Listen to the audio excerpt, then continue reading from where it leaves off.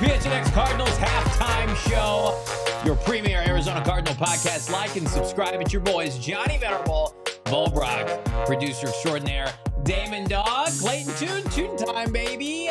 Taking a 10-7 lead following a rushing touchdown at Indianapolis. The Cardinals start out slow, show some signs of life before the end of the first half. Absolutely. Lucas, what's going on? Bucky Productions, Arjun, how about Tommy Felix, our guy Shaff, Benjamin, Coach Stark in the chat as well. What's going on, Coach? Jess and Jacob.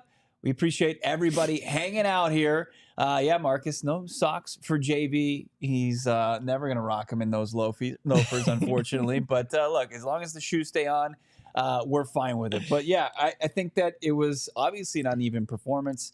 Like last week, a slow start out of the gates, not a whole lot going on offensively on either side of the football. And then you've got, the defense really stepping up. How about a 4th and 5th rounder making big plays to set up a short field for Clayton Tune? Day 3 draft picks contributing as rookies? What is this voodoo witchcraft for this franchise? Xavier Thomas, second consecutive preseason game with a sack. We're going to talk about him.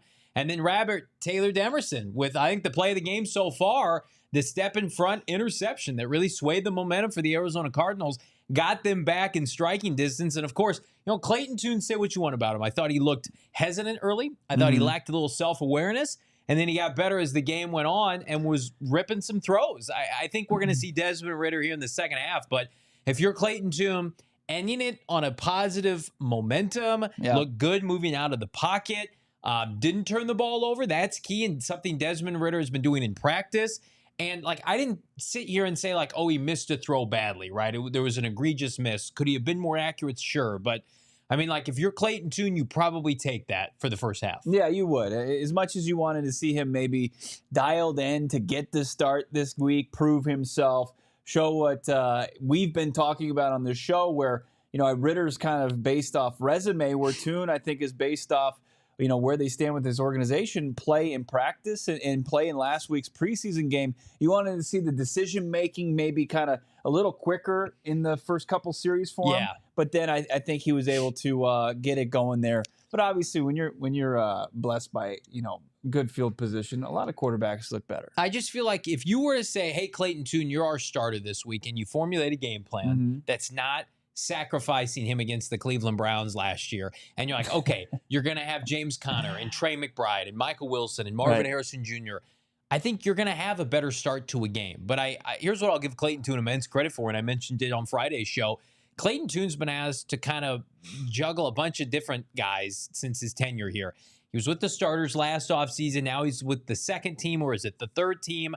I thought he looked very comfortable throwing the ball to Zach Pascal and Chris Moore. So, again, I don't know if he locked up anything. I think he's going to play next week again. Yeah. But, I don't know if the Cardinals would feel comfortable, Bo, surrendering Clayton Tune to, the waiver wire, having him become suddenly available in a QB-needy, NFL. Could you see him potentially being practice squad eligible? Yeah, it's obviously a roll of the dice, right? But I think that each organization has their own version of Clayton Tune. I think that does play to your advantage. The only tape out there for Tune in the regular season is bad. And that plays to their advantage, surprisingly so. And then, you've got this preseason performance, the new now 2 preseason performances in last year.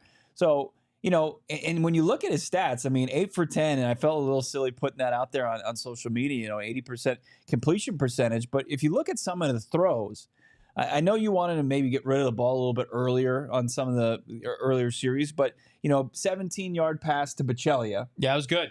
Probably his best throw of the day. Yep. where Desmond Ridder last week on tape couldn't hit Pachelia for 5 yards, which he would have walked into the end zone for a touchdown on third down.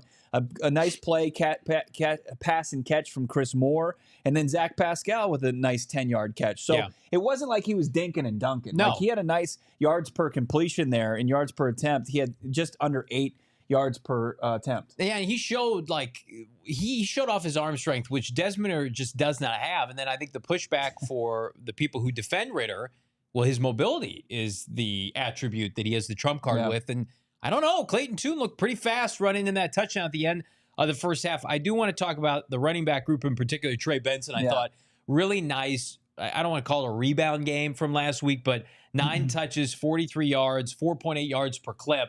And that's removing what I thought was maybe the play of the first half, an egregious holding call on Christian Jones, wiped out what would have been, a 15, 20-yard run with a bunch of yards after contact for Trey Benson that was going to set the Cardinals up 1st and goal on the 1. Really impressive stuff. I think anybody who had hesitation on Trey Benson last week, you saw the acceleration, you saw good ability to run inside the tackle. So I think firmly in a position to be RB2 for this team. In the run game, what is it, 10 yards will give you an explosive run. He should have had at least 2 explosive runs in the box score today. But it was nullified by, in this case for Christian Jones, what I thought was a bad holding call. I didn't see the really hold. Bad. It didn't show up as far as when they had him isolated on tape. So it's unfortunate that it negated Trey Benson's near touchdown run for 20 yards. But Benson, absolutely. I agree with the chat calling him explosive. I think Ozzy said that. You love it. Amadeus saying his acceleration is scary. And I think, it seems like he gets the ball, he gets the handoff, and then he's building speed as he gets the offensive line. And that's what you want to see. I thought he was going to break one of those early ones in the first quarter. And again, we saw him do that so well at Florida State. Anxious to see him take off here during the regular season. Damon Dog, if we could, let's get to some of these super chats. You guys are so kind. Drop a like. Of course, we're going to be back here for the post-game show. Doc XD, $1.99 Toontown, baby. Fired up. We appreciate that, Doc. Thank you so much. How about this one? $5 picking spreads. Cardinal fans, Christian Jones had 4 holding penalties. Me watching the All-22 tape. Yeah, sounds about right. Well, I thought he was okay last week. I thought Isaiah Adams had another rough first half. The second-team offensive line, there's obviously a big drop-off from the Cardinal starters to their backups. Yeah, the rookies look like rookies, right? I think Isaiah Adams, as I called for, hoping for him to kind of prove some of the doubters wrong and have a bounce-back game. I don't know if we've necessarily seen that. I think Adams was part of, some of their struggles on the offensive line, but Christian Jones, 3 penalties in one series alone, even though it's got the phantom call in there. But it's rough. Like, when refs get used to throwing flags on you, they start to maybe see things that they didn't key in on you. They key in on you. And Christian Jones, the 5th rounder, I'm sure he's hoping for a better performance potentially in the second half. So your offensive lineman that you selected so far in this draft, not so much. But, I think if you're Monti Ossenfort, you can look to some day 3 picks that certainly put you in a good position in the end of the first half. It's easier to be a defensive player. You can kind of pick your spots, whereas, hey, offensive linemen go out there and perform an entire drive. Chaz, $1.99. Thank you so much. Retune the offense, but number 75. Jesus. Talking about Christian Jones. Yeah, he played a lot of snaps at Texas. He was a 4 or 5 year starter in the Big 12. So he's got experience, but there's a reason he fell to the 5th round. There's a reason Isaiah Adams is a project coming out of Illinois. I thought Tip Ryman had a nice block. We talked about that. He also had a 3-yard catch. Let's throw a parade. Let's have an analytic parade. I think Johnny, when we were watching the game, I think he was like, why didn't he take that to the house? Who is this? Who does he? This guy's nobody. He's a contributor. Ayla Dre, friend of the program, $1.99. Rabbit is the truth. Perfect segue, Ayla Dre. We appreciate the super chat. That's my rabbit right there. I don't like that at all when you do that. The Arizona Cardinals, I think, are going to get early returns offensively, obviously, from Marv, but I think the majority of this heavy lifting is going to come on the defensive side of the ball. Yeah. Max Melton played for the first time, was a little bit hit or miss, as you'd expect. But how about Rabbit, Taylor Demerson? I'm not going to crush him for the penalty, by the way, on teams. I don't care about that. And then Xavier Thomas, 2nd consecutive week with a sack for the Arizona Cardinals defensively. I mean, how soon are both these two players going to vie for time with the ones? In your I think opinion? immediately. Yeah. I think immediately. Big nickel is a package that's trendy in the NFL where you've got 3 safeties out there, and the Cardinals didn't shy away from it last year. I think Garrett Jones is a big DB anyway, so maybe he could take away potential playing time. But Rabbit's showing the instincts. He really is. The tackle, obviously, he probably wishes he could wrap up. That led to a big run by the quarterback that led to the touchdown in the first half. But then, he trades his moped for a his sheepdog van for a moped, completely redeems himself. Sorry, I butchered that. But Rabbit looked great. Like, just the anticipation. He jumped in front of the wide receiver where, the Colts quarterback there who's playing backup to Ellinger, Bean, thought, he was going to nail that throw and right at the sticks. And Rabbit jumped in front of him and set them up really nicely in the first half. Definitely not going to spend this entire post-game show talking about Budda Baker, Taylor Demerson, conspiracy theories on who's going to be starting where in 2025. But we do want to get to these super chats. PR Mac, $2. Xavier Thomas, 2 games, 2 sacks.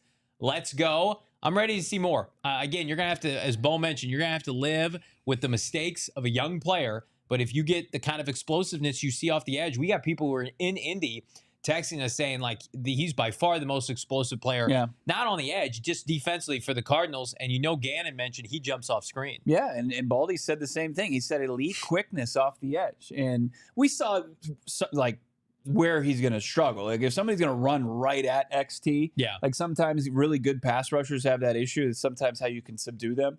But, like, I think that what he brings, especially if he's just a guy that's going to get after the quarterback and they desperately need them. Like, it's like XT made the big play, right? He was relentless. He beat his man. It was a bad play by the tackle, but Thomas was able to take advantage of it, and he's able to get the quarterback on the turf. Or Victor Dumakaji, he really hurt his team today by not being able to get the quarterback down. Like, that touchdown drive was set up by Victor Dumakaji, unfortunately not being able to finish a sack. Colts driving now as we begin the third quarter. We're going to get to these super chats first. Ethan saying Rabbit is the future. I believe that. $1.99 super chat. He's going to be a starter as early as this year. And again, you've got a really important decision to make with a couple veterans on your team, maybe one specific veteran. Sports Hero, $2. Those ankles are distracting. Wow. Cover those boys up. This is the preseason. Sounds Sports like Hero. A man in stuck in the 1950s. This is just, we're keeping it casual, just like the preseason. I'm not going to say this is the only time you're going to see these bad boys this year, but it felt appropriate, Sports Hero. But I appreciate never appropriate. I appreciate the $2. Ethan, one more time, then we'll get out of here. $4.99. Keitrell Clark, also the future. Big play. No fly zone coming back. Had the forced fumble. Cardinals defense outside of the 1 touchdown drive, I thought were very impressive as they give up a touchdown right now. But we will be back here following the second half of Cards at Colts. Like this video, subscribe to PHNX Cardinals, wherever you get your podcasts. We'll see you after the game. We all silly like the mayor.